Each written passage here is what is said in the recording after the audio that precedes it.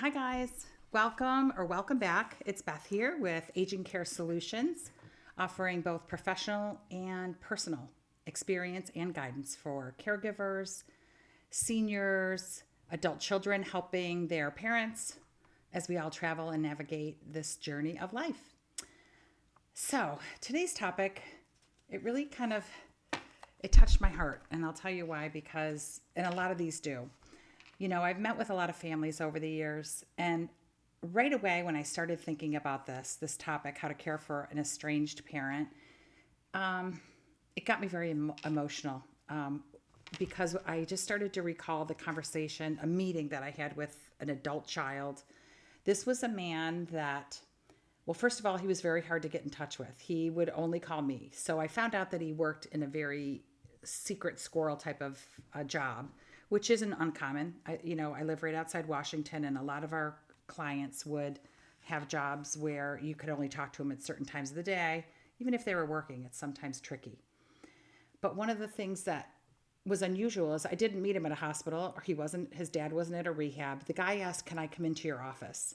So I said, "Sure, I'll meet you in the office." And we sat down and we had a little bit of small talk. And then he went right into his story and he said, I need to try to figure out how to provide care for someone who I don't know. It's my dad, and it's my father, I think is how he said that. But I don't know him. He called him by his first name during the entire meeting. And he said, "I really don't think that I would be here if my wife hadn't said to me that I had a moral obligation to provide care or try to find care for him because he's, towards the end of his life and he lives alone." He said, "But I don't know this man. This man I never saw him again when he left my mother. And my sister and my mother raised us." He said, "So we never knew him. We never had a relationship." And he said, over the years, he said, every birthday that would come and go or every holiday that would come and go, I just thought, this is going to be the year that I will hear from him. This is going to be, he said, "But I never got a birthday card. I got nothing." And he said, "And I'm 43 years old now, and I still have not so much as gotten anything in the way of an understanding about what happened." And it took everything in me not to really sit there and start crying for him because I couldn't imagine that, number one. Number two, childhood wounding, it stays with us. It stays with us, and it makes us become who we are. We go into this survival. And yes, can we have happiness? Yes, absolutely. Can we find joy? Yes, we can. But there's an underlying seed of sadness, I think, that resides in people because they often wonder how would my life have been different if I had actually had a present parent or somebody who was there for me the way that this young man was for his children. And so we had a long discussion, and I told him I'm not a social worker, but I am definitely somebody who is empathic and I can really understand. And that's the other thing is I could really sit with families and understand how they were feeling. And a lot of times I sat there with them and hugged them and knew that how challenging things were going to be for them. And as you know, if you've seen my other videos, you know that right along with them, I was also caring for an aging parent who was forgetting who I was. So I was becoming mommy to my mother. Every time I went to see her, "Oh, mommy, you're here." So I get how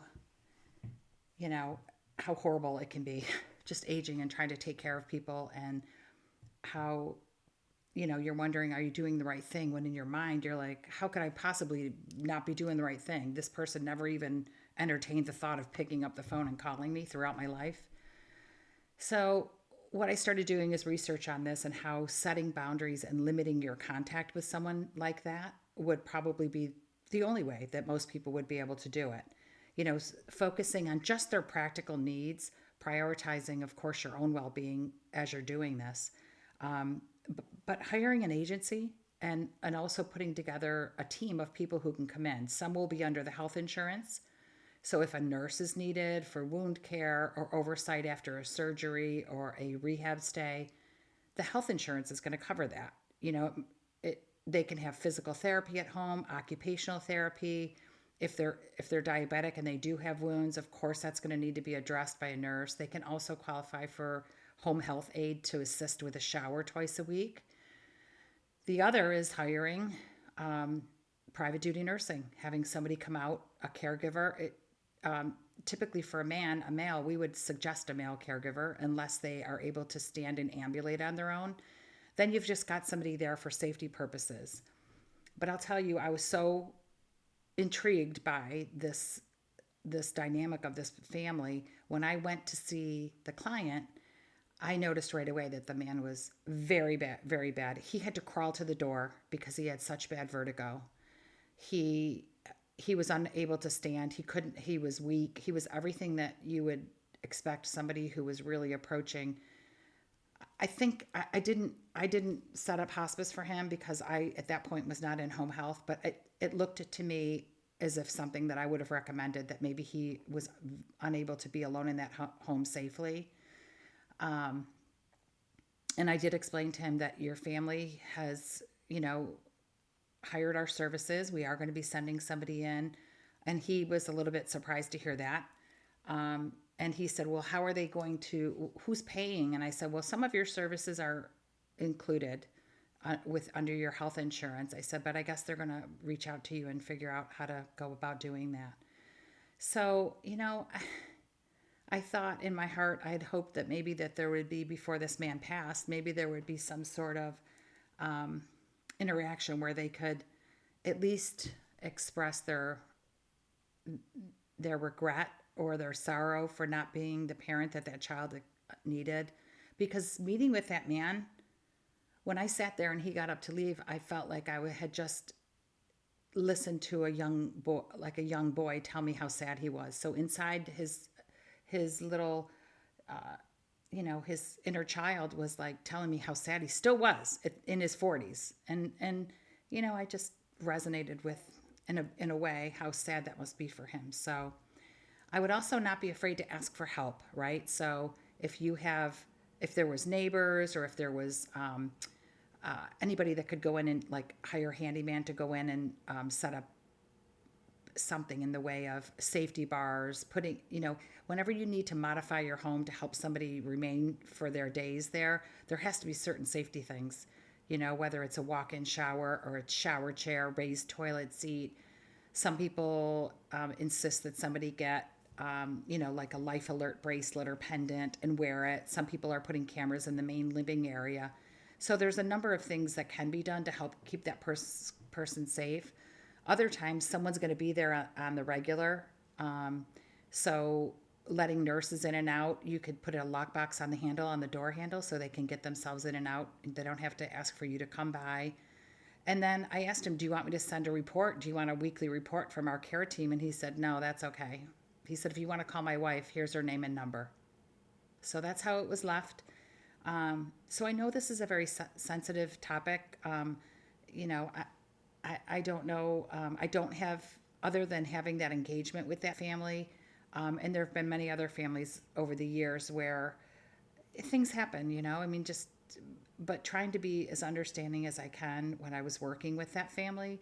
And also just sort of being more empathetic with the child. Like, I felt like I couldn't imagine what that would be like, but I know what happens, right? So,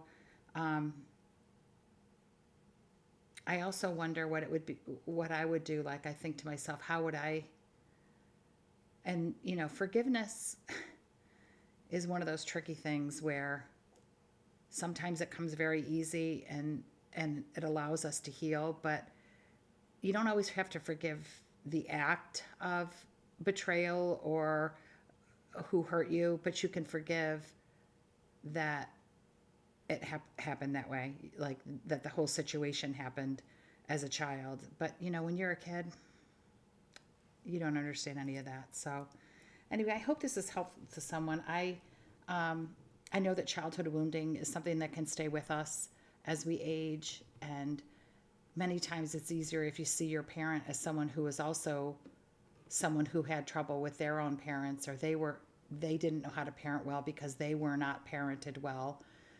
And I remember mentioning to him, I said, I'm really sorry. I said, I wonder if your dad maybe had an undiagnosed mental health issue that nobody really understood, or maybe there was something there that nobody really knew, including your mother. So, when you look at someone like they're human because they only did the best that they possibly could, even if their best really sucked, uh, you know, you, I don't know. I think you have to almost tell yourself whatever you can so that you can rationalize it and just move on with your life and find happiness elsewhere because you didn't have any happiness there. So anyway, sending you all a big hug, especially if this is something that drew you in, that you had to hear because this might be something that you're going through. Please feel free to leave comments in the comments. If you could subscribe, that's going to help me grow the channel and bring you more relevant content that's going to help us and help more people. And that's really why I'm here, is to help as many people as I can. So I'm wishing you all the best. I love you, and I'll see you at the next video. Bye.